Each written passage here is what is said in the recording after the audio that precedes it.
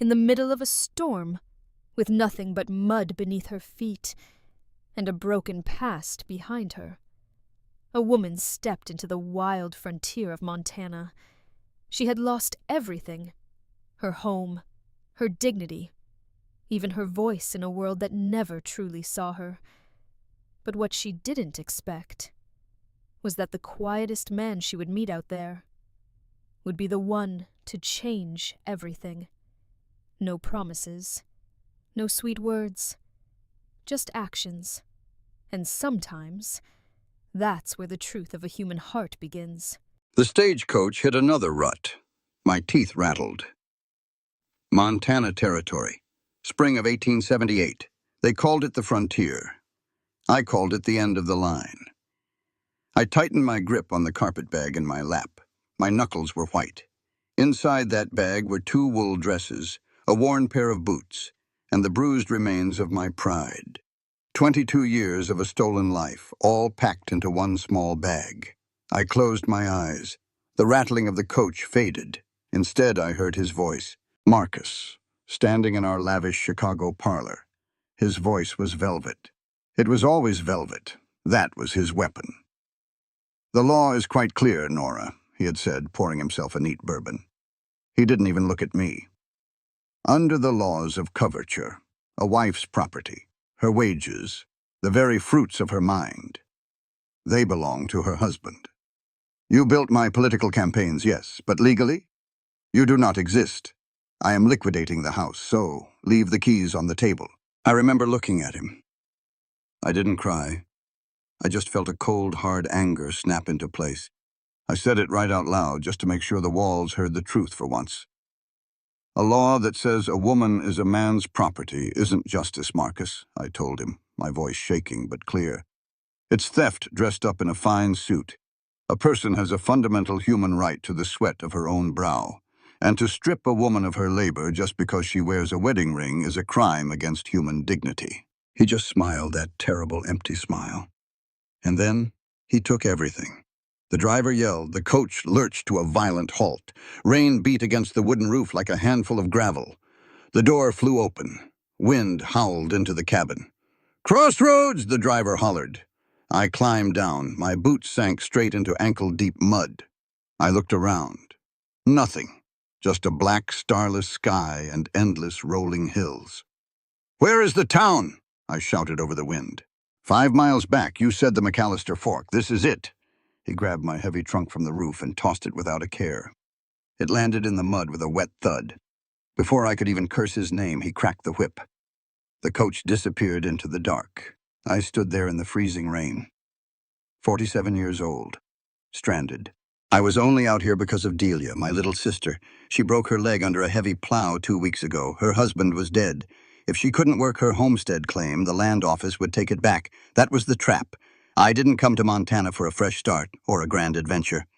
I came because survival rarely gives you a choice. The wind whipped my wet hair across my face. I grabbed the leather handle of my trunk. I pulled. It wouldn't budge. The mud had it. Then I saw a light. A pale yellow glow cut through the sheets of rain. A buckboard wagon rumbled out of the dark. The horses snorted, their breath pluming in the cold air. The wagon stopped. A man stepped down. He was tall, shoulders like a barn door. He wore a heavy oilskin duster, rainwater pouring off the wide brim of his hat. I braced myself. I tightened my jaw. I was ready for a comment, a sneer, a smooth, useless offer of help with some hidden price tag attached. I knew exactly how men worked. He didn't say a word. He walked right past me. He reached down and picked up my heavy trunk like it was a sack of dry feathers. He tossed it into the back of the wagon. Then he turned, looked down at me, and offered a large, calloused hand. I stared at it. I didn't take it right away. He didn't rush me. He didn't let out an impatient sigh. He didn't try to charm me into the wagon. He just waited. A solid, immovable presence in the storm. I reached out and took his hand. His grip was rough, warm. He pulled me up onto the wooden bench. He climbed up beside me. He clicked his tongue at the horses. We drove. For 3 miles in the freezing rain, he didn't ask my name. He didn't ask what a woman my age was doing out here alone in the dead of night. He didn't make a single sound. He just drove me safely to Delia's cabin. The next morning, I woke up on Delia's lumpy cot in the corner of her kitchen. My bones ached. The rain had stopped. A bright, quiet Montana dawn bled through the window pane. I sat up. I reached behind me to straighten my pillow. My fingers brushed against something rough. I frowned. I lifted the pillow. Sitting there on the wool blanket was a torn piece of brown paper. It looked like it had been ripped off a flour sack. Written on it, in thick, uneven pencil lead, were two short sentences. "The porch steps are slick. Step on the second stone." I sat there and stared at it. No signature, no flowery poetry, no grand promises. I had just spent 22 years with a man who could talk a bird out of a tree, but who never once warned me about a falling branch. I rubbed my thumb over the dark pencil marks. It wasn't a love letter, but out here where the world was hard and unforgiving, it was something better. It was the truth. The sun in Montana doesn't just rise. It announces itself. It spilled over the eastern ridge, a blinding gold that chased away the bitter damp of the night before. I stood at the window of Delia's cabin. I held a tin cup of coffee. It was bitter, boiled too long. I drank it anyway. Delia was asleep in the corner. Her leg was splinted and propped on a sack of beans. She looked pale, older than her 42 years. Her husband, Tom, was dead 6 months now. The plow accident had nearly taken her right after him. I looked out the window. The homestead was dying. You didn't need to be a farmer to see it. The vegetable patch was choked with weeds. The barn roof sagged like a tired spine, and the eastern fence line was a disaster. The wooden rails were rotted. 2 neighbors' cows were already wandering through the gap, happily chewing on Delia's winter wheat. If she lost that wheat, she lost the claim. The land office would be out here before the first snow. They'd take the deed. They'd send her packing. I set my tin cup down. The metal clinked against the wood. I walked out the back door. The morning air hit me. It was crisp. It smelled like pine needles and wet dirt. I pulled my shawl tighter around my shoulders. I marched toward that broken fence line. I didn't know how to fix a fence, but I knew how to work. I stopped short. Someone was already there. It was the man from the wagon, Cole McAllister. He had his heavy duster off. He wore a faded flannel shirt. His sleeves were rolled up past the elbows. He was swinging a heavy wooden mallet. Thwack! A cedar post drove deep into the earth. Thwack! He didn't look up, he just kept working. The rhythm was steady, like a heartbeat. I crossed my arms, I felt my jaw tighten. In Chicago, no man swung a hammer for a woman unless he was keeping a ledger. Marcus used to buy me expensive dresses. Then he'd parade me in front of his political rivals to show off his property. Every favor was a transaction. Every kindness had a hidden price tag. I had spent 22 years paying off debts I never agreed to owe. I walked right up to the fence line. "Stop right there," I said. My voice was sharp. It cut through the quiet morning. Cole stopped. He rested the heavy mallet on the ground. He leaned on the handle. He turned and looked at me. His eyes were the color of slate. Calm, unbothered. "What is the arrangement here?" I asked. I didn't blink. I didn't soften my tone. "I don't have money to pay you, Mr. McAllister. Delia doesn't have money either. So what is the deal? What do you want in exchange for your labor?" He looked at me. Then he looked at the cows eating the wheat. He looked back at me. "Not everything in this world is for sale," he said. His voice was a low rumble, slow, deliberate. "Men don't work for free," I snapped back. "I'm a lawyer, Mr. McAllister. Or I was. I know how contracts work. I know how debt works. I will not have my sister beholden to a neighbor because she couldn't patch a hole in her yard." He didn't argue. He didn't raise his voice. He didn't offer a charming, slippery defense. He just picked up the mallet. He turned his back to me. He went back to work. Thwack! It infuriated me. He wasn't playing the game. I looked around. There was a pile of rough-hewn rails on the ground. Next to it, an iron bucket full of heavy square nails and a spare hammer. I didn't think. I just acted. I dropped my shawl in the dirt. I walked over and picked up the hammer. It was heavy. My wrists were thin. My hands were soft. City hands. Ink-stained hands. I grabbed a rail. It was covered in splinters. They bit into my palms. I dragged it over to the post Cole had just set. He stopped swinging the mallet. He watched me. I held the rail up against the post with my knee. I took a square nail. I held it with my left hand. I raised the hammer with my right. I swung. I missed the nail entirely. I hit the wood. The hammer bounced back and jarred my shoulder. Cole took a step forward. His hand reached out instinctively. "Don't you dare," I warned him. I didn't look at him. I raised the hammer again. I swung. This time I hit the nail. It went in crooked. I swung again. It bent sideways. My breath came fast. Frustration burned in my chest. Not at the nail, at everything, at Marcus, at Chicago, at the mud, at this silent, solid man standing next to me. I dropped the hammer. I turned to face him. The sun was fully up now. It was beating down on us. My hands were already scraped red. I looked him dead in the eye. I needed him to understand. I needed to say it out loud, clearly, so there was no misunderstanding. "You need to listen to me, Mr. McAllister," I said, my voice shaking but loud. "For half my life, the law told me I was nothing. The law told me I was an attachment to a man. Under the law of coverture, a woman is erased. She cannot own property. She cannot keep her wages. She is legally considered a child. I drafted speeches. I built a man's career. And he took it all legally because society says a woman is a possession." Cole stood perfectly still. He was listening. He wasn't just hearing me, he was listening with his whole body. "But we are standing out here on the dirt," I continued, pointing down at the ground. "And out here, a person's worth is not determined by their gender. It is not determined by a piece of paper signed in a courthouse. Every single human being has a fundamental right to be treated as an equal." I took a breath, my chest heaved. "Human dignity isn't granted by men in power," I stated, making sure every word landed. "It is earned by the sweat of our own brows. We have a right to our own labor. We have a right to our own bodies. I will not be a charity case. I will not be a helpless woman waiting for a man to save her. I pull my own weight. If this fence needs fixing, we build it together as equals. Or you can pack up your tools and go home." Silence hung in the air. Only the wind moved, rustling the tall grass. I waited for him to laugh. I waited for him to patronize me. I waited for him to tell me I was hysterical. That was what Marcus would do. Cole didn't do any of those things. He looked down at my bleeding hands. Then he looked up at my face. His expression didn't change, but something in his eyes shifted. A deep, profound respect settled there. It wasn't pity, it was recognition. He didn't say, "You're right." He didn't offer a speech in return. He just bent down.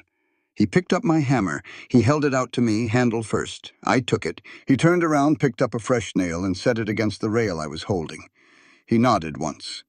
We worked for 4 hours, side by side. The Montana sun baked our shoulders. My hands blistered. They broke open. They bled. I didn't stop. He didn't ask me to. He treated me exactly the way I asked to be treated, as an equal. We finished the eastern line just past noon. My arms were shaking so badly I could barely hold the bucket. Cole packed his tools into his wagon. He looked at me one last time, tipped his hat a fraction of an inch, and drove away. That night, I collapsed onto the cot. Every muscle in my body screamed. I was exhausted. I was broken. But for the first time in 22 years, I felt like I owned myself. I turned over. I shoved my bruised hand under my pillow to adjust it. Paper crinkled. I pulled it out. The kerosene lamp cast a flickering light on the rough brown paper. The thick pencil marks were pressed hard into the grain. Left hand holds the nail. Right hand swings the hammer. "You've got an iron backbone." I read it twice. I folded it in half. I slipped it into the pocket of my dress. And I slept. The next morning, my hands felt like they were on fire. I sat at the wooden table in the kitchen. I tried to uncurl my fingers to hold a fork. It didn't work. The blisters from the hammer had popped and crusted over. Delia sat across from me. She was peeling potatoes with a small knife. She paused, watching my hands shake. "You didn't have to do that," she said quietly. "Yes, I did," I replied. I finally managed to grip the fork. "I won't be indebted to a stranger. Not again." Delia sighed. She set the knife down. She looked out the window toward the McAllister property. The chimney smoke was rising straight up into the clear blue sky. "Cole isn't a stranger, Nora," she said. "And he isn't Marcus." I stiffened at the name. Men are men, Delia. They are raised in a world that tells them they are the masters of it. They expect a return on their investments. It's simple economics. Delia leaned forward. She rested her elbows on the table. Her face was very serious. "Listen to me, Nora," she said. "You just got here. You don't know the whole truth. Last winter, right after Tom passed, I was bedridden with grief. The snow was 4 feet high. I couldn't get out to the woodpile. I couldn't bake. I was going to freeze in this cabin." She swallowed hard. Her eyes were shiny. "Every morning," Delia continued, "I would wake up and there would be a fresh stack of chopped wood on the porch. Every Sunday, a 50-pound sack of milled flour would appear by the door. No knocks, no hellos. Cole McAllister kept me alive all winter. And he never once mentioned it. He never asked for a thank you. He never asked for a dime." I stopped chewing. I looked at my plate. I looked. "I know Chicago made you hard, sister," Delia said. Her voice was gentle now, but firm. "I know Marcus used his words to hurt you, to control you. But you are making a mistake if you judge every man by the one who broke you." I looked up. "He doesn't speak, Delia. A man who won't speak his mind is a man hiding something." Delia shook her head. She pointed a finger right at me. She wanted to make sure I heard every single word of this. "No, Nora, that is a dangerous assumption," Delia stated clearly, her voice ringing with conviction. "The world out there worships a smooth talker. Society tells us that if someone is eloquent, they must be honest. But we forget that the greatest kindness usually doesn't make a sound. It isn't a performance." I sat perfectly still, listening. "Cole's heart isn't silent," Delia told me. "It is just built to speak through his hands. We have to learn to listen to people who do not use our language. We cannot demand that everyone communicate the exact same way we do. True respect means acknowledging that another person's quiet actions are just as valid as our loud words. You demand equality, Nora. But equality also means respecting the differences in how people express their humanity." Her words hit me. They felt like a physical weight. I had been so proud of my speech yesterday at the fence. I had demanded he respect my way of living. But had I respected his? I had demanded he speak my language of contracts and verbal agreements, completely ignoring the language he was already speaking, the language of quiet labor. I looked down at my blistered hands. "I'll go check the barn," I murmured. I pushed my chair back and hurried out the door. I needed air. I walked across the yard. The sun was bright, but the wind was cold. I headed toward Delia's dilapidated barn to check on the remaining chickens. As I got closer, I heard a low, murmuring sound. I stopped. I peeked through the wide cracks in the weathered barn wood. Cole was inside. He was standing in the last stall. Delia's old plow horse, Biscuit, was in there. The horse was ancient, sway-backed, half-blind. Since Tom died, the horse had just been wasting away, too sad to eat. Cole wasn't working. He was just standing there. He had a stiff, bristled brush in his hand. He was running it over Biscuit's dull coat, long, slow strokes. And he was talking. His voice was barely a whisper. It was rough, like two stones grinding together. It lacked the polished cadence of a city orator. But it was steady. "Easy now, old man," Cole whispered. "I know. It aches. The damp gets right into the joints. It gets me too." He brushed the horse's flank. Biscuit let out a long breath and leaned his heavy head against Cole's chest. Cole didn't step back. He wrapped his thick arm around the horse's neck. He just stood there holding the animal, offering comfort without needing to make a show of it. "You did good work," Cole murmured to the horse. "You pulled your weight. Nobody's forgetting that. You rest now." I stood outside the barn, peering through the crack. I couldn't breathe. I was looking at a man who struggled to say hello to a neighbor, but who knew exactly how to comfort a dying animal. A man who possessed a well of empathy so deep it clearly overwhelmed his ability to articulate it. I thought of Marcus again. Marcus, who had once kicked a stray dog off our pristine porch while reciting a poem about charity to a passing journalist. My chest felt tight. Delia was right. I had been judging a book not by its cover, but by its volume. I stepped back from the barn. I didn't want to intrude. I walked back to the cabin. My steps were slower this time. Heavier. I spent the rest of the day in a daze. I helped Delia bind her splint. I boiled water. I swept the floor. But my mind was out in the barn. My mind was on the fence line. I was a woman who lived by words. I trusted words. I drafted them. I debated them. I weaponized them. When Marcus stripped me of my rights, he did it with a beautifully constructed sentence. But out here, words seemed cheap. Wind blew them away. What mattered was the wood you chopped, the fences you mended, the quiet dignity you afforded another living creature. Night fell. The wind picked up, rattling the window panes. I blew out the kerosene lamp. The cabin plunged into darkness. I lay down on the hard cot. My back ached. My hands throbbed. I turned my head. I reached under my pillow. It was a habit forming, just 2 days in. I didn't expect anything to be there. He hadn't been near the cabin since the morning, but my fingers brushed against something. Paper. I sat up. I struck a match.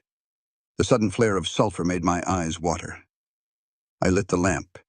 It was a piece of old newspaper margin, torn unevenly. The pencil marks were light this time, almost hesitant. The old horse likes being read to, if you have the time. I stared at the note. He had known I was standing outside the barn. He had heard me. And he hadn't been angry. He hadn't shut me out. He was inviting me in. He was asking me to use my voice, the very thing he lacked, to comfort something he cared about. I carefully folded the small strip of paper. I placed it on the wooden crate beside the cot, right next to the brown paper from the morning before. I blew out the lamp. I lay back in the dark. For the first time in 22 years, I didn't feel the crushing weight of my past. I felt the strange, terrifying weight of hope. Trouble rarely announces itself with a warning. Usually, it rolls right up to your front door wearing a fine suit. It was a Tuesday afternoon. The wind had died down. I was on Delia's porch shelling peas into a tin bowl. The rhythmic plink, plink was the only sound for miles. Then I heard the horses. I looked up. Dust plumed on the main road. A carriage was coming. It wasn't a buckboard wagon or a farmer's cart. It was a lacquered black buggy, the kind with brass fittings that caught the sun, the kind that belonged in a city. It didn't turn up Delia's drive. It stopped right at the property line, near Cole's water source, the creek that kept his cattle alive. A man stepped out. Even from a distance, I knew his type: a bowler hat, a crisp, tailored coat, polished leather boots that had no business being in Montana mud. He walked over to where Cole was mending a stretch of wire. I set the bowl down. The peas rolled across the wooden floorboards. I didn't care. My stomach tightened. My instincts, honed by 22 years of surviving political backrooms, flared to life. I wiped my hands on my apron and started walking. As I got closer, the wind carried the man's voice. It was smooth, cultured, perfectly modulated to sound reasonable while delivering a threat. "It's a simple matter of progress, Mr. McAllister," the man was saying. "The railroad is expanding. The territory is changing. The land office has reevaluated the original homestead boundaries. According to the revised surveys, this creek falls under federal right-of-way." I stopped a few feet away, hidden by a large oak tree. Cole was just standing there. He held a pair of iron pliers. He was staring at the man. He didn't look angry. He looked trapped. The man pulled a thick piece of paper from his breast pocket. He unfolded it with a sharp snap. "I represent the Pacific Land Consortium," the man continued, his voice dripping with condescension.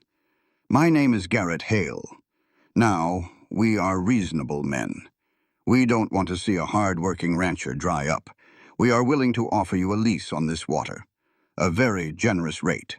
Or if you refuse, we will simply file an injunction in town tomorrow and the sheriff will padlock your access. The choice is yours."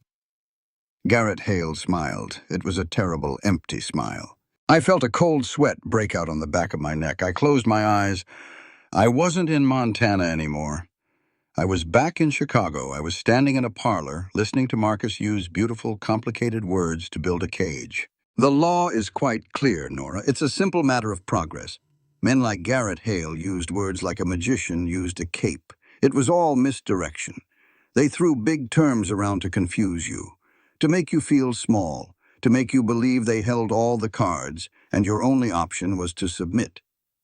Cole looked down at the paper. He didn't reach for it. He didn't know how to fight this.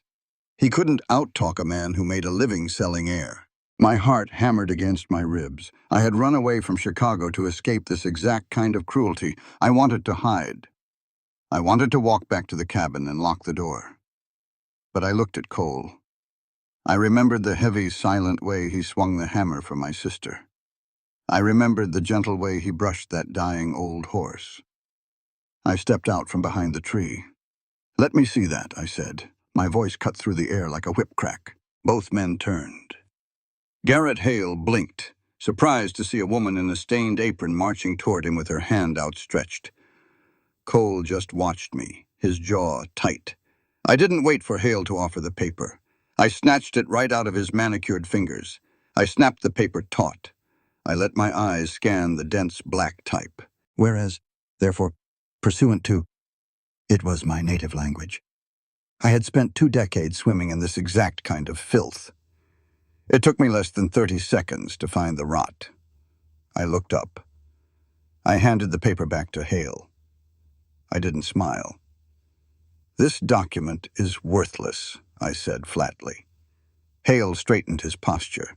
His eyes narrowed. The polite veneer cracked just a fraction. "Excuse me, madam. This is an official notice of intent drafted by the finest legal minds in the territory." "Then the territory needs better minds," I shot back. "You're citing Section 4 of the Homestead Act revisions, but you conveniently skipped the grandfather clause. Mr. McAllister's original patent was filed in 1863.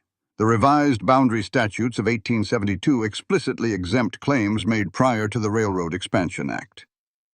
Hale's face flushed. He opened his mouth, but I didn't give him a single inch of air. "Furthermore," I continued, my voice rising, sharp and clear, "an injunction requires a judge's signature. There isn't a judge in this county who will sign an order severing a rancher's established water rights without a formal hearing. You know that. You are out here relying on a piece of paper with big words to bully a man into signing away his livelihood." "Now see here," Hale warned, his voice dropping its pleasant tone. "You don't know what you're talking about. You are interfering in legal matters." "I know exactly what I'm talking about," I interrupted, stepping right up to him. I was inches from his expensive coat. I didn't flinch. I turned my head slightly, making sure Cole was listening, making sure Hale was listening. I needed to say this out loud. The world needed to hear it. "Listen to me very carefully, Mr. Hale," I said, my voice ringing out across the quiet field. "The law was written to be a shield. It was created to protect the honest, hard-working people who built this country with their bare hands.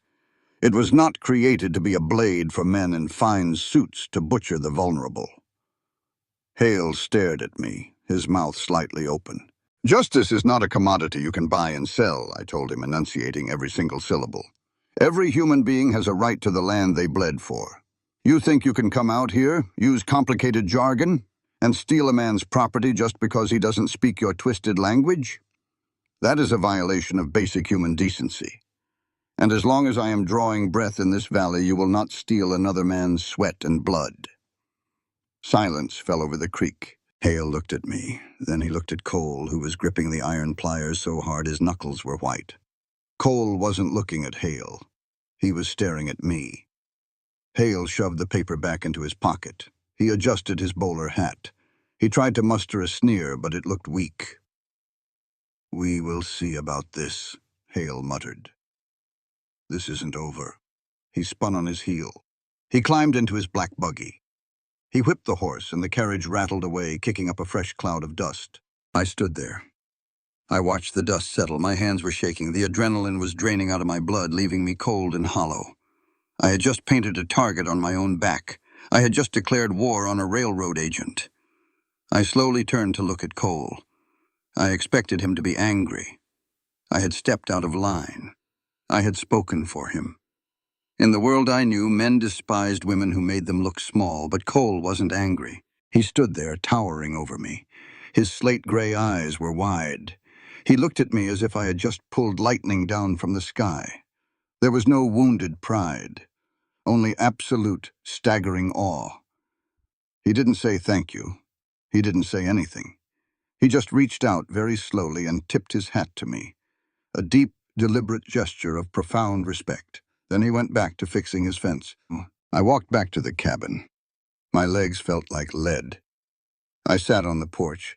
I picked up the tin bowl. I started shelling peas again. That night it took a long time to fall asleep. My mind raced with statutes and clauses.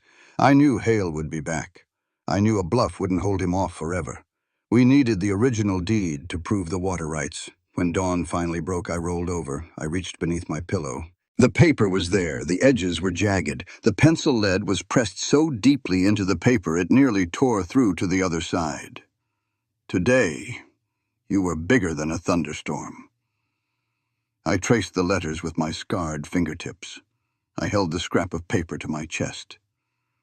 And for the first time in my life, I felt like I was exactly where I was supposed to be. The sun wasn't even up when the heavy knock came at the door. I pulled my shawl around my shoulders and opened it. Cole stood on the porch, his breath plumed in the freezing morning air. The buckboard wagon was waiting behind him, the horses restless. "County seat," he said. 2 words, rough and low. I nodded. I understood. Garrett Hale's visit was a warning shot. If we wanted to keep the creek, we needed the original 1863 land patent. We had to go to the main land office in town, 6 hours away. I left a note for Delia by the stove, packed a few biscuits wrapped in cloth, and climbed up onto the hard wooden bench of the wagon. Cole clicked his tongue. We rolled out. The journey was long. The Montana landscape was vast and lonely. Miles of rolling sagebrush backed by jagged, snow-capped mountains that scraped the sky. The sheer size of it made a person feel incredibly small. We drove for 6 hours. In Chicago, a carriage ride of 6 hours with Marcus would have been an endurance test. It would have been filled with relentless talking, lectures, criticisms, a constant suffocating demand for my attention and agreement. Silence, back then, was a weapon. Marcus only used silence when he was punishing me, but sitting next to Cole, the silence was different. It wasn't empty. It was solid. It was the creak of the leather harness, the steady thud of the horse's hooves, the wind rushing through the tall grass. He didn't demand anything from me. He just shared the space. By noon, we saw the smoke of the county seat. It wasn't a pretty town. It was built on mud, timber, and the desperation of men looking for gold or land. The streets were crowded with miners, ranchers, and peddlers. We pulled up to a 2-story brick building, the Federal Land Office. We walked inside. The air was thick. It smelled like stale tobacco, cheap ink, and old paper. Dust motes danced in the shafts of light coming through the dirty windows. A clerk sat behind a tall wooden counter. He wore a visor and looked exhausted. I stepped forward. Cole stayed right beside me. His physical presence was a heavy, comforting anchor. "We need to pull the original patent records for the McAllister claim in the Eastern Valley," I told the clerk. "Filed in 1863. The clerk sighed. He pointed to a massive wall of leather-bound ledgers behind him. "Self-service, lady, volume 8 through 12. Don't tear the pages." I walked behind the counter. The ledgers were enormous. They weighed 20 pounds each. I pulled volume 8 off the shelf and laid it flat on a broad wooden table. Cole stood next to me. I opened the heavy cover. The pages were brittle. They were covered in tight, sprawling cursive. Legalese, coordinates, range, and township lines. I traced my finger down the first column. All right, we are looking for Section 18, Township 4 North. I kept reading. I assumed Cole was reading alongside me. Here's a claim from 65, I muttered. Not it. Let's check the next page. I glanced sideways at Cole. He was staring at the page. His brow was furrowed in deep concentration. But his eyes weren't tracking the lines. He was just looking at the shapes of the ink. A sudden, quiet realization hit me. Cole, I said softly. He looked at me. He didn't look ashamed, he just looked honest. I can sign my name, he said, his voice a low rumble. And I can read the numbers on a livestock scale, but this... He gestured to the dense, complicated cursive filling the huge page. This is just noise to me. My breath caught in my throat. I stood there in the dusty archives. I looked at this strong, capable man. A man who could build a barn, birth a calf, and survive a brutal winter. Yet, in the eyes of the law, because he couldn't decipher these specific symbols on a page, he was defenseless. And he had brought me here. He had put the entire fate of his land, his legacy, and his future entirely into my hands. He trusted me absolutely. In my previous life, knowledge was hoarded. Marcus kept me out of the public eye. He used my intelligence in secret, passing my work off as his own. He kept me isolated so I would never realize my own power. Power to Marcus meant keeping others weak. I closed the ledger. I turned to fully face Cole. I placed my hand gently on the open page. I needed him to hear this. It was the most important thing I had ever learned. Cole, I said, my voice steady and completely serious. Listen to me. He met my gaze. His slate eyes were entirely focused on mine. In the city, I told him, men use reading and writing to build walls. They use complicated words to lock people out. They believe that if they know something you don't, it makes them your master. I paused. I wanted the words to sink into the quiet room. But that is a lie, I stated clearly.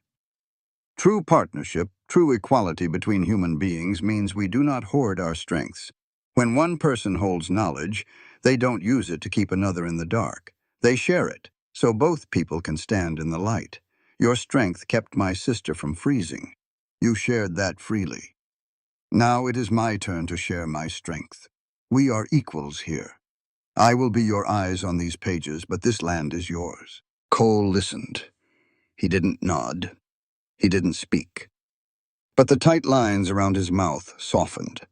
The tension in his broad shoulders finally relaxed. He reached out. His rough, calloused fingers brushed against the back of my hand, resting lightly on the paper. A simple, grounding touch. Find it, he whispered. We went back to work. It took 3 hours. We pulled down Volume 9, then Volume 10. My eyes burned. My fingers were black with old ink dust. And then, halfway through Volume 11, I found it. Here, I breathed out. I traced the line. Patent granted. Cole McAllister, Sr., including all surface water rights extending through Section 18. The federal seal was stamped clearly at the bottom. The grandfather clause was airtight. Garrett Hale couldn't touch a single drop of that creek. I looked up at Cole. A massive smile broke across my face. I couldn't help it. We got him. We have the proof. For the first time since I met him, the corner of Cole's mouth twitched upward. It wasn't quite a smile, but it was close. We paid the clerk $2 for a certified stamped copy of the page. I folded the heavy document carefully and tucked it deep inside my dress pocket. It felt like a shield made of iron. We walked out of the land office. The sun was beginning to set, casting long purple shadows across the muddy street. We climbed back into the wagon. Cole took the reins. The ride home was draped in twilight. The sky burned orange and bruised purple over the mountains. The air grew bitterly cold. I shivered, pulling my shawl tighter. Without a word, Cole reached behind the seat. He pulled out a heavy wool blanket. He draped it over my lap, tucking the edges in so the wind couldn't catch them. His hand lingered for a second near my knee. Thank you, I said softly. He gave a single nod. He kept his eyes on the road. We drove into the descending dark. I watched the stars blink to life, one by one, over the vast, wild territory. I touched the pocket of my dress. The paper was still there. I had fought a battle today, not for a corrupt politician, not for a man who viewed me as property. I had fought for a man who viewed me as an equal. As the wagon rocked gently along the trail, I realized something terrifying and beautiful. I wasn't just surviving anymore. I was beginning to live. The night before the town hearing was heavy. The wind had died down to a whisper. The only sound in Delia's cabin was the slow, steady ticking of the clock on the mantel. It was past midnight. Delia was asleep in the corner, her breathing deep and even. I was not asleep. I sat at the kitchen table. The kerosene lamp cast a weak yellow circle over the scarred wood. The certified land patent rested in the center of that light. I had read it a dozen times. It was perfect, bulletproof. But my mind wouldn't quiet down. I rubbed my eyes. My neck was stiff. I felt a bone-deep exhaustion that had nothing to do with fixing fences or riding in wagons. It was the exhaustion of always waiting for the other shoe to drop. A floorboard creaked outside. I froze. I turned my head toward the back door. A soft knock. Barely a tap. I stood up. I pulled my shawl tight around my shoulders. I unlatched the door and pulled it open. Cole stood on the dark porch. He didn't wear his heavy duster, just his flannel shirt. His hair was slightly damp, like he had just washed his face at the pump. In his hands, he held a tin cup. Steam rose from it, curling into the cold night air. He held it out to me. I took it. The tin was hot against my palms. It smelled like chamomile and dried honey. "You're awake," I whispered. He gave a slow nod. He didn't ask to come in. He just stood there, a quiet sentinel in the dark. I stepped back, leaving the door open. He took it as the invitation it was. He stepped inside. He moved quietly for a man his size. He pulled out a wooden chair across from me and sat down. I took a sip of the tea. It was sweet. It warmed the chill right out of my chest. I looked at him across the table. The lamplight caught the rough planes of his face.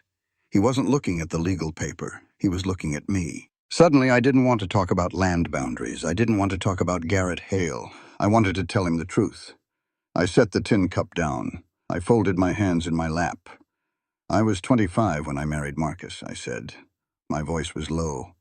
It sounded loud in the quiet cabin. Cole didn't move.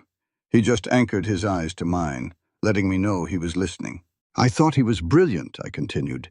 "He had a voice that could make a crowded room hold its breath. He talked about justice. He talked about progress. I thought I was partnering with a great man, but I wasn't a partner. I was a tool." I swallowed hard. The memories tasted like ash. "For 22 years I wrote his speeches," I said. "I read the law books he was too impatient to study. I built the arguments that won him his seat in the legislature. And every time I asked for a sliver of recognition, he used those beautiful words to make me feel small. He told me that a woman's mind was fragile, that he was protecting me by keeping me in the shadows. He convinced me that without him I was nothing." I looked down at my hands. The blisters from the fence were healing, leaving tough, shiny skin behind. "When he left me," I whispered, "he didn't just take the house. He took my belief that I deserved to exist. He used the law of coverture to prove on paper that 22 years of my life belonged entirely to him." The silence in the cabin stretched out. I looked up at Cole. His jaw was clenched tight. A muscle ticked in his cheek. He was angry, not at me, for me. I leaned forward. I rested my forearms on the table. I needed to say this next part out loud. I needed him to understand exactly what he had done for me. "Cole," I said softly, but with absolute clarity, "listen to me. Wounds do not heal because of empty apologies or grand promises. They don't heal because someone recites a poem or buys a fine dress. That is a lie the city tells." I held his gaze. I let him see the absolute sincerity in my eyes. "Wounds only heal," I told him, "when someone actually sees you bleeding. stays right beside you and quietly hands you a bandage. You didn't give me a speech when I arrived here in the mud. You didn't mock me when I couldn't swing a hammer. You gave me back my hands. You gave me back my voice. You did that for me." Cole sat perfectly still. He didn't offer a platitude. He didn't tell me everything was going to be all right. He just reached across the small wooden table. His large, rough hand covered both of mine. His grip was warm, solid, unshakable. We sat like that for a long time. No words, no kiss, just the profound, grounding truth of two people recognizing each other in the dark. It was the most intimate moment of my life. And then, the morning ruined it all. It was just past dawn when the rider came from town. It wasn't Garrett Hale. It was a young boy from the telegraph office. He rode up to the porch, his horse kicking up mud. "Telegram for Mrs. Callahan," he shouted. I walked out onto the porch. The morning air was biting. I took the sealed yellow envelope. I gave the boy a nickel. He rode off. I stood on the porch. The paper felt unnaturally heavy in my hand. I tore it open. My eyes scanned the typed letters. My blood ran cold. "Nora, Hale contacted me. You are harboring stolen property. Return to Chicago immediately. If you defy your lawful husband, I will have the federal marshal arrest you under the Fugitive Wife Act. I will use my influence to liquidate your sister's claim. I will ensure the rancher loses his water rights forever. Do not test me. Marcus." The paper fluttered in my shaking hand. I couldn't breathe. The air in my lungs turned to ice. Marcus had found me. Garrett Hale hadn't just gotten angry at the creek, he had done his research. He had found the politician pulling the strings back east. I looked up. Across the field, Cole was walking out of his barn. He was carrying a saddle. He was getting ready for the ride into town. Ready to win his land back. My vision blurred. Marcus wasn't making empty threats. He was a state senator.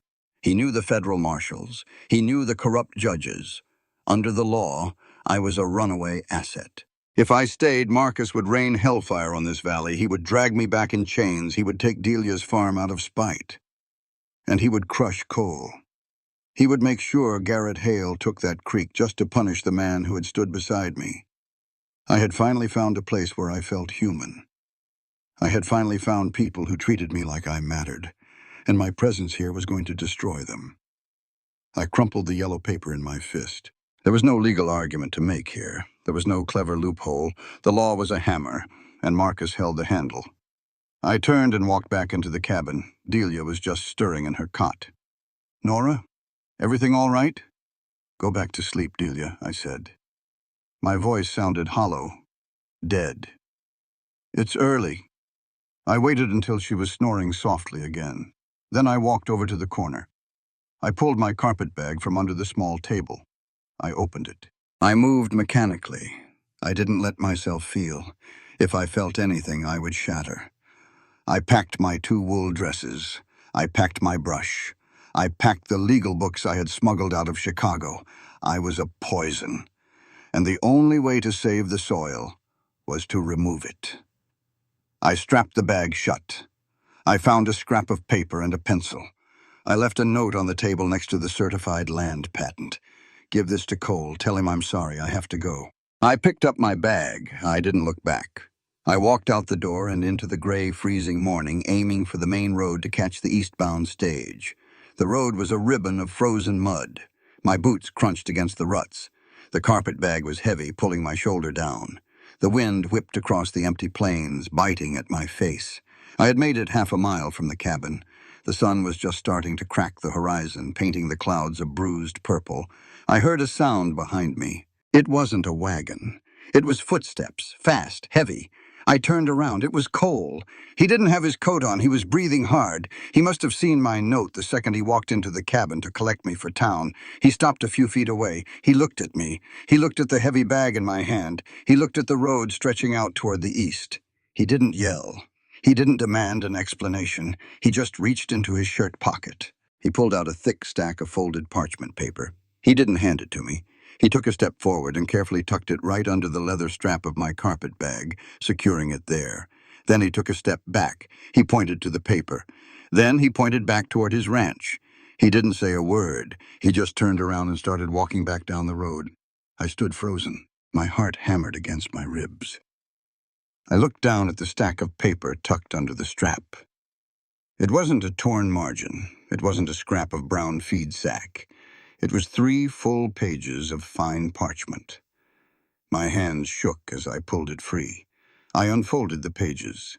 The handwriting was uneven. The letters were large and deeply pressed into the paper. It was the writing of a man who worked with iron and wood, not ink and quills. But it was clear. I stood in the middle of the frozen Montana road and I read. Nora, Delia showed me the telegram. I can't speak the way your husband speaks. I can't stand in a room and make a crowd listen. I don't know the laws of Chicago, but I know the laws of this earth. I watched you pick up a hammer when your hands were soft. I watched you face down a railroad agent when you had nothing to gain. I watched you sit in the dark last night and pull the poison out of your own chest. You are not a piece of property. You are not a runaway asset. I choked on a sob. The wind snatched the sound away. I kept reading. I am a quiet man. I will always be a quiet man. I don't have fancy words to fight the powerful men from your city. But I have a rifle. I have a piece of land. And I have my life. I need you to hear this, Nora. And I am writing it down so nobody can ever erase it. A woman has a sovereign right to choose where she belongs. No law made by corrupt men in a city can overrule the basic God-given right of a human being to be free. Your dignity does not belong to a politician. It belongs to you. Tears spilled over my eyelashes. They tracked hot down my freezing cheeks. If you are leaving this valley because you want to, then I will hitch the wagon right now. I will drive you to the station myself, and I will wish you well, because true respect means honoring your choice. But if you are leaving because you are afraid, if you are leaving because you think you are protecting us, please, stay. Do not let that man win by making you run. Stay. We will stand out in the storm together. We will meet the marshal at the fence line. We will hold the deed to the water. We will not back down. I am not asking you to hide behind me. I am asking you to stand beside me. Cole. I lowered the pages. I stood perfectly still in the center of the road. For 22 years, I had been told my survival depended on making myself small. I had been told that a woman's duty was to sacrifice herself for the peace of the men around her. I had almost done it again. I had almost let Marcus's words dictate my reality. But Cole had just handed me a different truth. He hadn't promised to save me. He hadn't told me he would fix it all himself. He had offered me something infinitely more valuable. He had offered me a firing line. He had offered me an equal share of the danger. I looked at the yellow telegram still crumpled in my coat pocket. Marcus was a coward. He used paper to terrorize people from 1,000 miles away. Cole used paper to build a fortress. I reached into my pocket. I pulled out the telegram. I gripped it in both hands. With a sharp, violent motion, I tore it in half. Then I tore it again and again. I opened my hands. The wind caught the yellow shreds of paper. They scattered across the frozen mud, blowing away into the sagebrush. Gone. I looked down the road. Cole's figure was growing smaller in the distance. He was walking slowly, giving me the time, giving me the choice.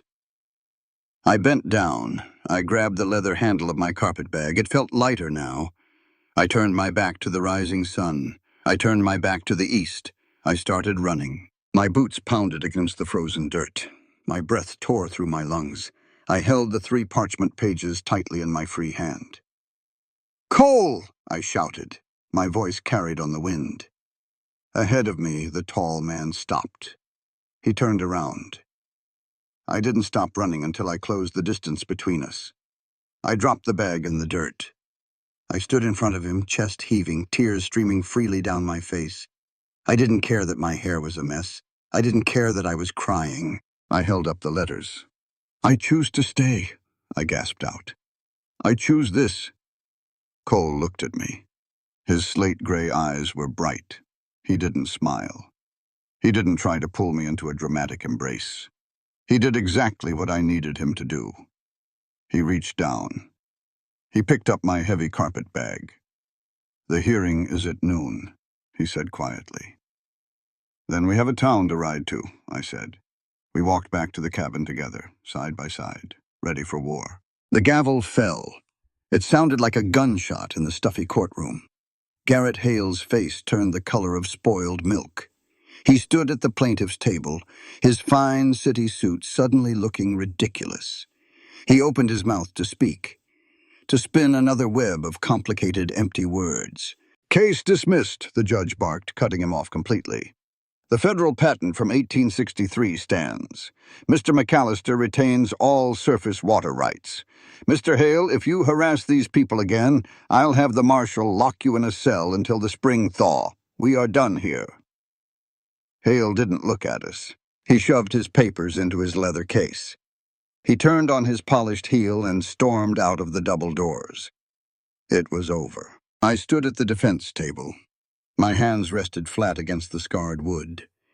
Next to me, Cole let out a breath. It was a long, slow exhale, the kind that carries months of dread out of a man's chest. He looked down at me. He didn't smile. He just gave that single, solid nod. We had won. Not with smooth talking, not with political favors. We won with the truth written plainly on a piece of paper. And for the first time in my life, I hadn't been the invisible woman behind the curtain. I had stood in the light. The ride back to the homestead was different. The fear was gone. The sky seemed wider. The air tasted cleaner. We didn't talk. We didn't need to. We just shared the victory side by side, letting the rhythm of the wagon rock us home. By late afternoon, the sun began to dip behind the western ridges. It cast long, golden shadows across Delia's yard. Cole dropped me off at the porch. He touched the brim of his hat, turned the wagon, and headed back to his own land to check his cattle. I walked inside. Delia was sitting at the kitchen table. Her leg was propped up, but the color had returned to her cheeks. She had a pot of coffee boiling on the stove. "I saw the wagon," she said. "I saw how he was sitting. Shoulders relaxed. You beat him." "We beat him," I corrected her. I pulled off my shawl and hung it on the peg. "Hale is gone. Cole keeps the creek." Delia smiled. It was a wide, genuine smile. Then her expression shifted. It grew serious, thoughtful. She reached under the table. She lifted a small, heavy object and set it on the wood between us. It was a wooden box, dark walnut. The corners were worn smooth from years of handling. There was a small brass latch on the front. I pulled out a chair and sat down. "What is that?" Delia rested her hand on the lid. "Nora," she said quietly, "you fought a hard battle today. You proved you can stand your ground, but I know your mind. I know you are still waiting for the trap to spring." I stiffened. I wanted to deny it, but I couldn't. 22 years of marriage to a liar leaves scars that a single victory in a courtroom can't erase. Deep down, a small, frightened part of me was still waiting to find out what Cole McAllister really wanted from me. I was waiting for the performance to end. Delia unlatched the brass hook. She opened the lid. The box was full. Hundreds of tiny folded pieces of paper. Some were brown feed sack. Some were newsprint. Some were proper parchment. They were packed tightly together, yellowed with age. "What are these?" I asked, my voice barely a whisper. "Sarah," Delia said. I looked up at her. "Cole's wife?" Delia nodded. "She passed 6 years ago. It was a long, hard sickness. Before she died, she asked me to keep this box for her. She didn't want Cole to find it and drown in his own grief. She wanted me to hold on to it until the time was right." I stared at the hundreds of tiny notes. My heart started to beat a little faster. "Cole didn't learn to write those notes just to charm you, Nora," Delia stated firmly. She looked me right in the eye.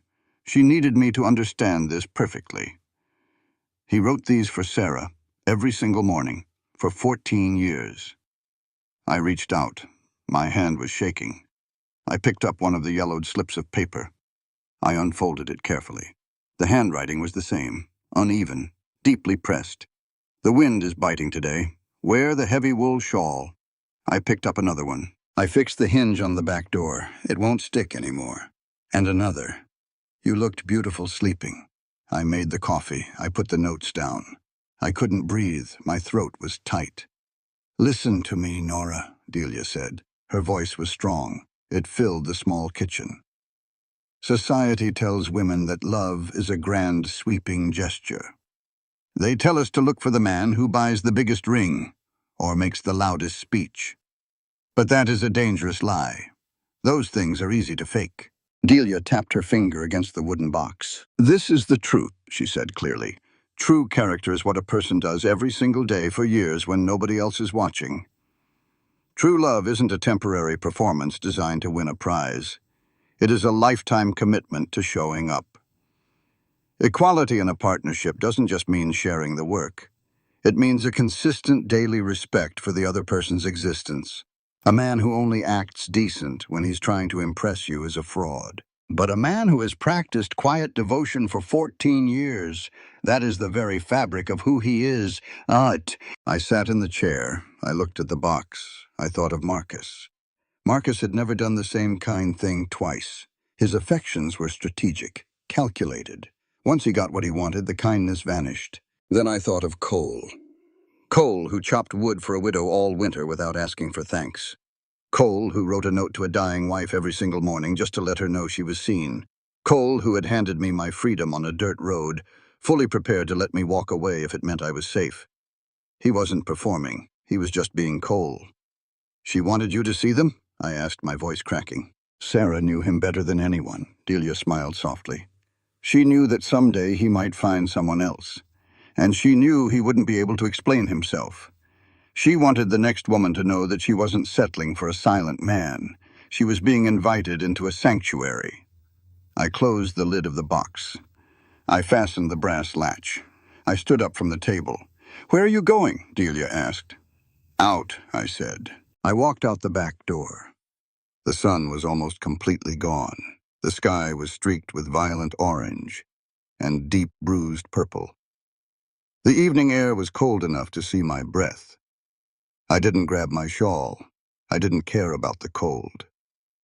I walked across the yard. I walked toward the eastern edge of the property, toward the fence line we had rebuilt together. He was there. He was leaning against one of the cedar posts we had driven into the earth. He was watching his cattle settle down in the darkening valley.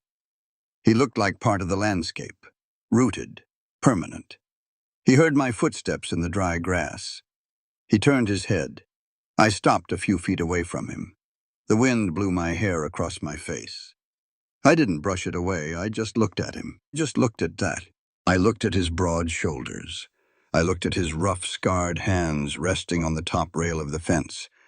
I looked at his slate-gray eyes, which held absolutely no deception. He didn't ask what I was doing out there. He didn't make a comment about the chill in the air. He just waited. I took a step forward, then another. I stepped right up beside him. I leaned my forearms against the top rail of the wooden fence. I looked out at the valley with him. We stood there in the quiet. It was the same silence we had shared in the wagon, the same silence we had shared in the dusty archives of the land office. But it felt different now. Before, I had tolerated the silence. Now I understood it. It was a language all its own. It was a promise that he didn't need to fill the air with noise to prove he was there. I moved my hand along the rough grain of the wood. I moved it until the side of my hand brushed against the side of his. I stopped. I didn't pull away. For a second, neither of us moved. Only our breathing, steady and white in the cold air. Then, very slowly, Cole turned his hand over. He opened his palm. He slid his thick, calloused fingers between mine. He didn't squeeze. He didn't pull me toward him. He just clasped my hand, anchoring me to the earth. His skin was incredibly warm against the freezing wind.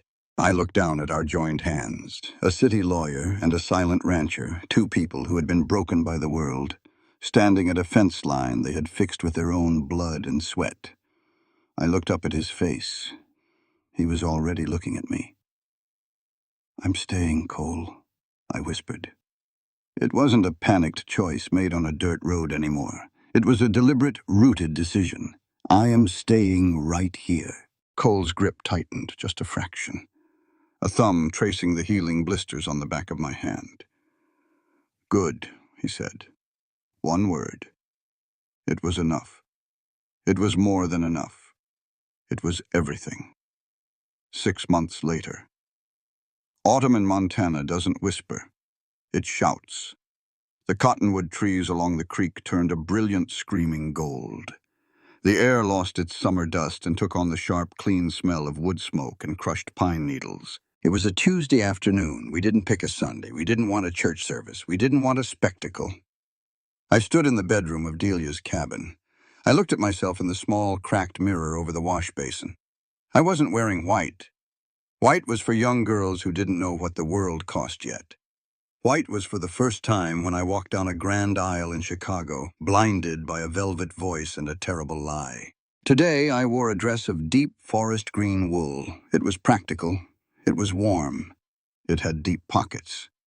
It suited me perfectly. Delia stood behind me. She was adjusting a simple silver comb in my hair. Her leg had healed fully. She walked with a slight limp, but she walked on her own 2 feet. "You look beautiful, Nora," she said softly. I met her eyes in the mirror. I look like a 47-year-old woman who knows exactly what she is doing. Delia laughed. It was a bright, happy sound. "That's exactly what makes you beautiful. Come on, they're waiting." We walked out the back door. We didn't walk toward a chapel. We walked toward the eastern fence line.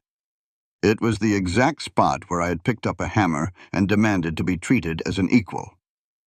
It felt like the only holy ground that mattered. A small group was gathered there.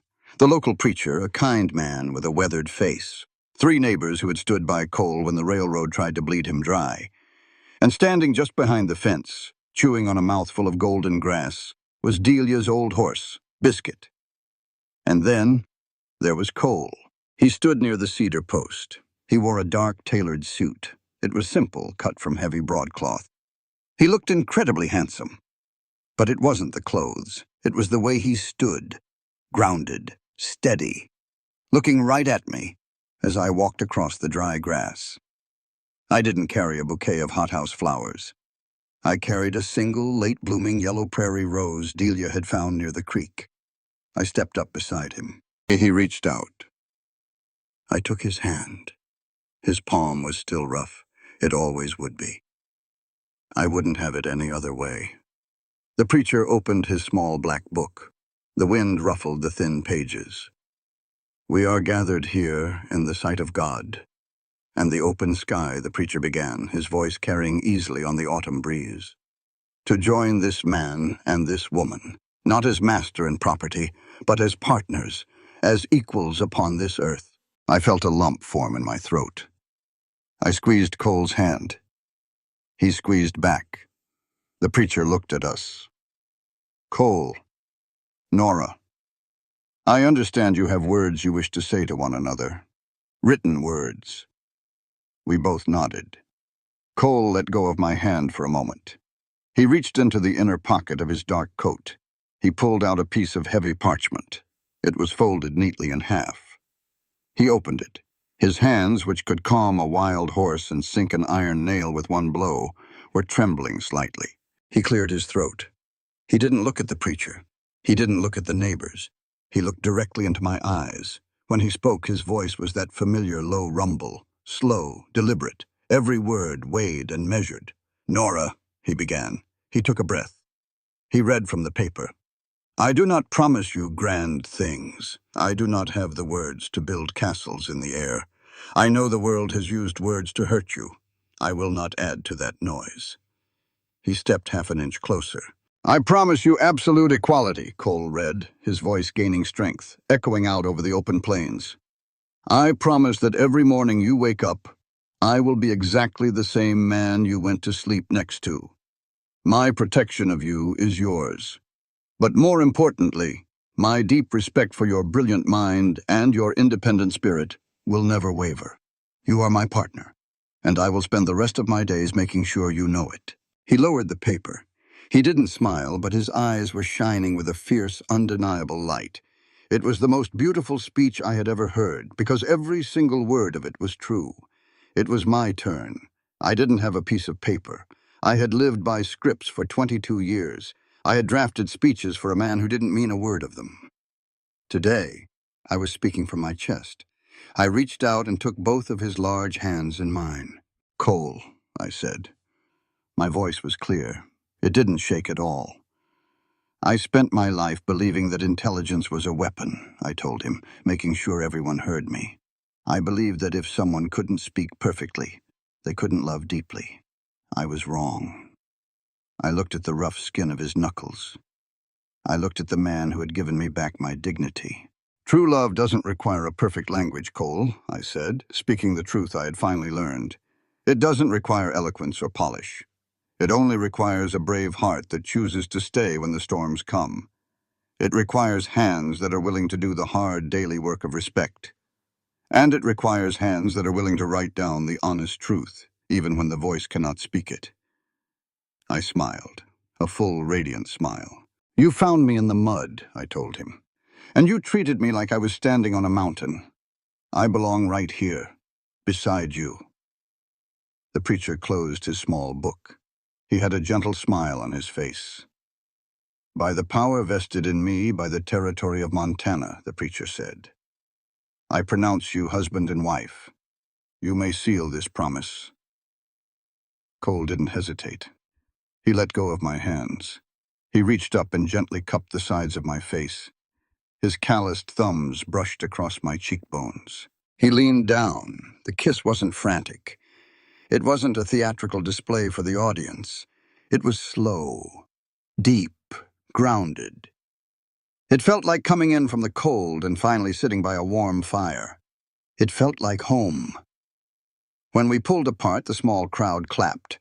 Biscuit let out a loud whinny from over the fence, making Delia laugh out loud. Cole looked down at me. The corner of his mouth twitched up into that rare, subtle smile that belonged only to me. "Wife," he whispered. The word sounded heavy, permanent. "Husband?" I answered back. We turned and faced the open valley together. The wind blew through the golden grass.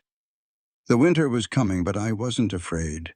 I had a heavy coat, I had a piece of land, and I had a man who didn't know how to lie.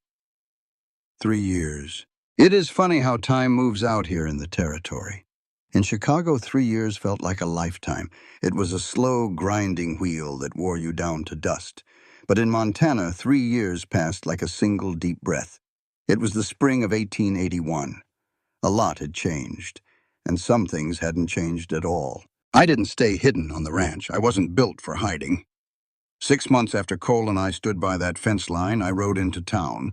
I rented a small space in the back of Miller's Feed and Seed, just a wooden desk, 2 chairs, and a pot of coffee. I hung a sign, "Nora McAllister, Land Deeds and Homestead Advocacy." I wasn't a licensed judge. The territory didn't allow women to hold the gavel. But the farmers didn't care about the territory's rules. They cared about keeping their land. Within a week, I had 4 clients. By the end of the month, I had a waiting list. I took the complicated, twisted words the railroad barons used, and I broke them over my knee. I beat Garrett Hale in court twice more. After the second time, he packed his tailored suits and took the train back east. We never saw him again. Delia was thriving. Her leg healed perfectly. She planted a massive garden. She sold vegetables to every restaurant in the county. She hired 2 hands just to help with the harvest. She was her own boss. She answered to no one. We had losses, too. Hard ones. The winter of '79 was brutal. The cold snapped trees right in half. Biscuit, Delia's old plow horse, didn't make it to the thaw.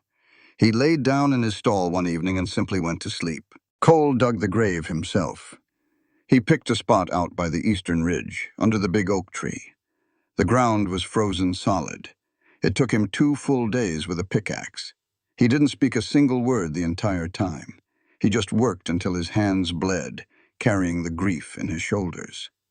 But the next morning, I reached under my pillow. The note was there. "Biscuit liked you from the first day. He rested his head on your shoulder. I think he knew I was going to love you, long before I did." That was Cole. He couldn't say the words out loud. But he never let me go a single day. without knowing what was in his heart.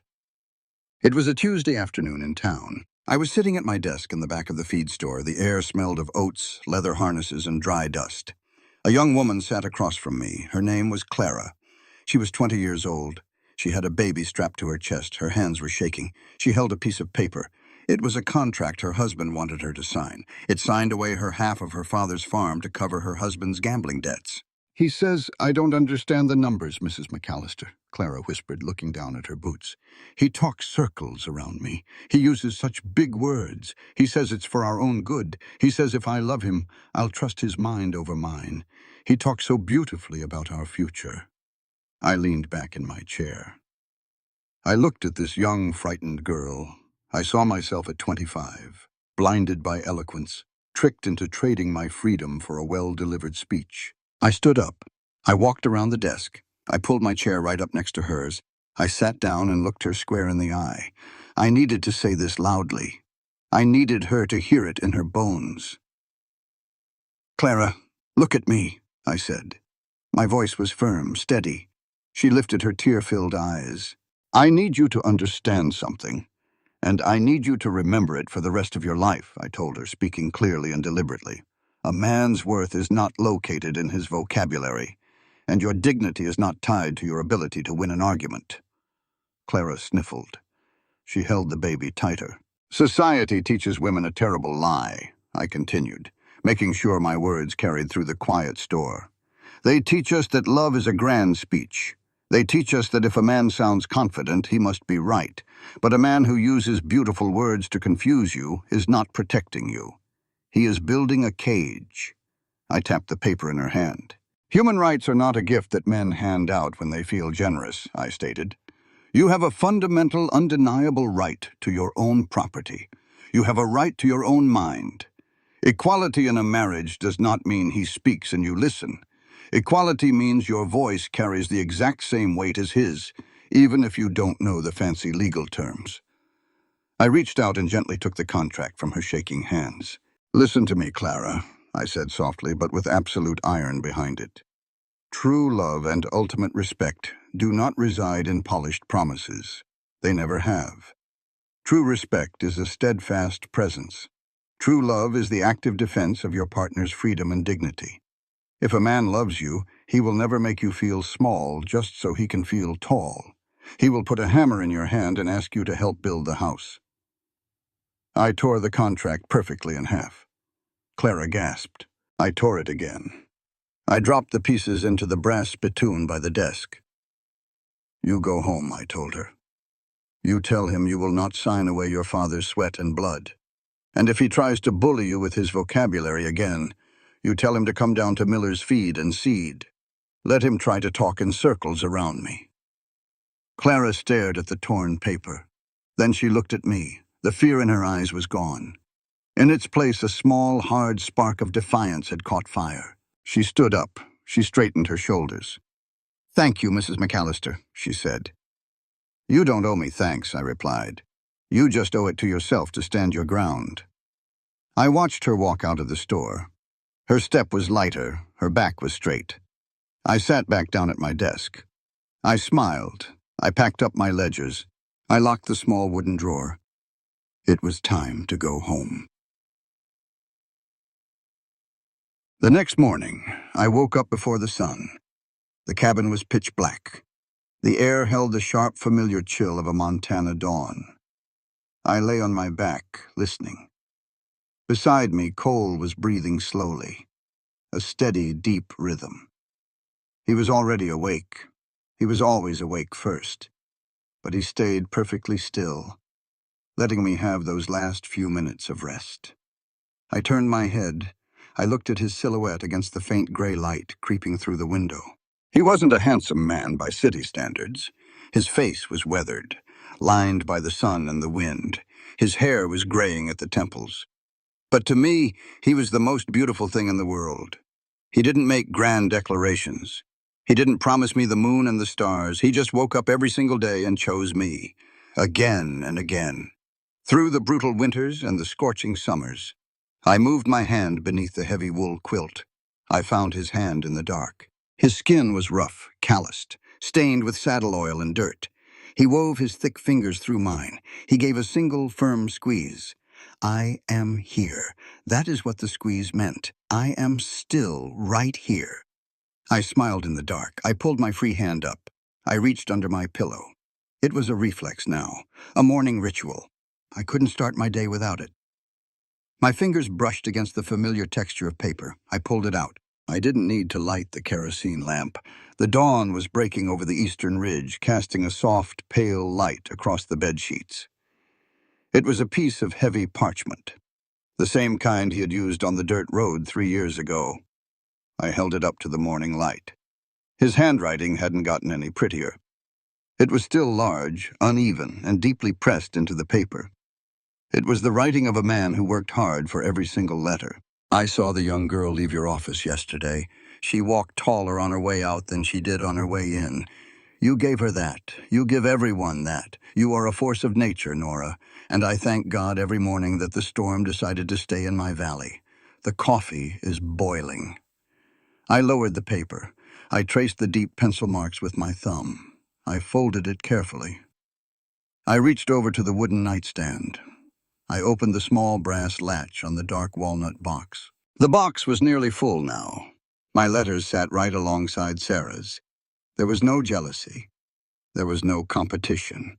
Only the quiet, compounding evidence of a man who spent his entire life making sure the women he loved felt seen. I placed the note inside. I closed the lid. I turned back to Cole. He was watching me. His slate-gray eyes were bright in the dim light. I leaned over. I rested my forehead against his. I love you, I whispered. He didn't say it back. He didn't need to.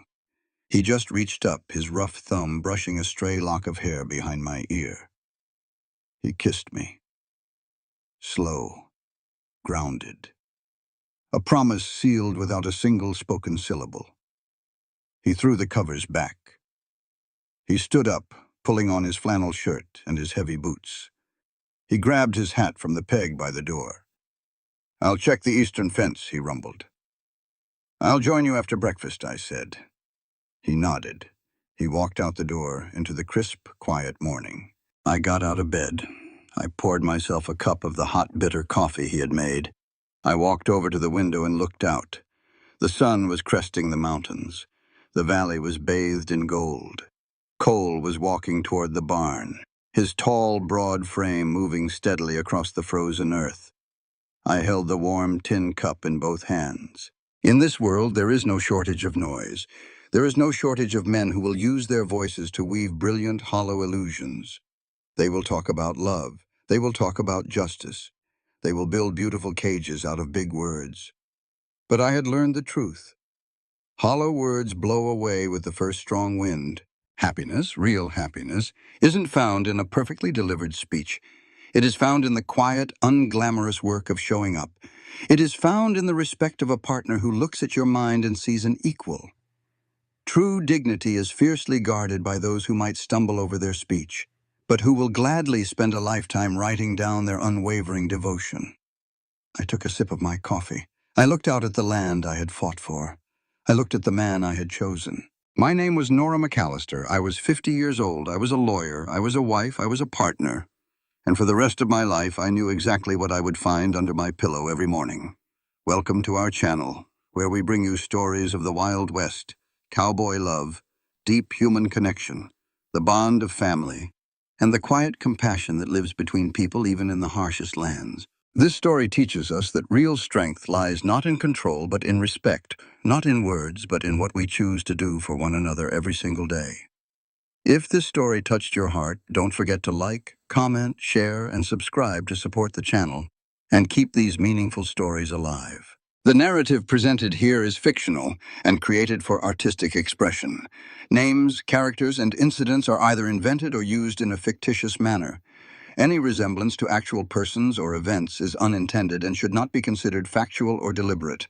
Out here on the open plains, where the wind carries no lies and the land answers only to those willing to work it, this story leaves us with something deeper than a simple ending. It reminds us that a person's true worth is never measured by how loudly they speak, but by how steadily they stand, especially when the storm comes. What Nora found in Montana was not just safety, and it was not just love. She found something far more valuable: the return of her own voice, her own dignity, and her right to exist as a full human being. After years of being silenced by polished words and empty promises, she learned that the most honest language in the world is not spoken at all. It is lived. It is in the quiet act of showing up. It is in the steady hand that helps without asking for anything in return. It is in the kind of respect that does not need to be announced because it is proven every single day. And perhaps that is the greatest lesson this story offers us. We live in a world that often celebrates charm over character, performance over truth, and noise over substance.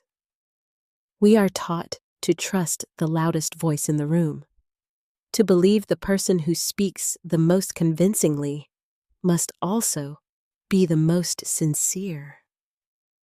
But this story challenges that belief. It asks us to look closer, to listen differently, to recognize that real integrity is quiet, consistent, and unshakable. Through Nora's journey, we are reminded that equality is not something granted by laws alone, nor is it proven through grand declarations. True equality is built in the small, everyday choices. When two people stand side by side, not above or beneath one another, but together.